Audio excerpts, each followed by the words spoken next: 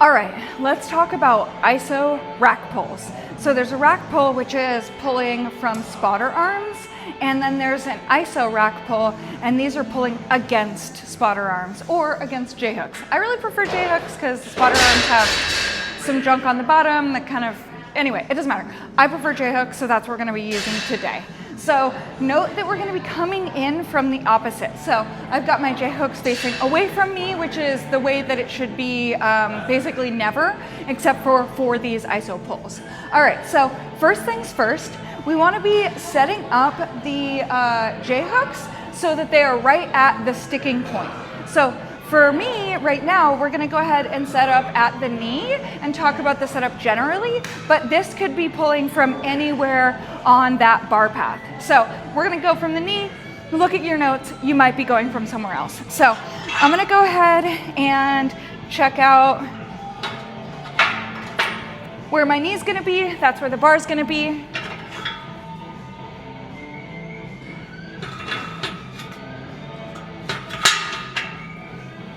All right, let's see if I got it even. All right, so with this in mind, we've got our J-hooks facing away from us. We're facing into the rack, the opposite as we normally would, and we're gonna go ahead and set up just like a normal deadlift.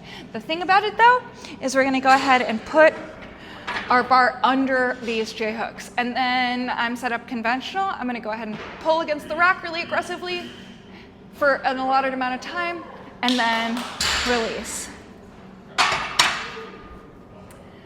ISO rack pulls.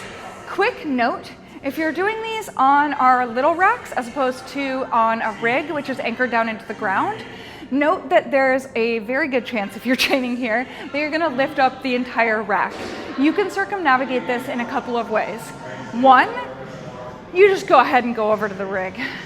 Two, you can take the biggest, heaviest dumbbells that you can find and put them on the front of your rack. So these are the two ways. I guess you could also use a kettlebell. Kettlebells always freak me out because I don't want it to fall over. And a dumbbell, you can just straddle the edge of the rack, so the little footies. Either one of these, I guess also you could just have two heavy, strong people stand on it while you do this.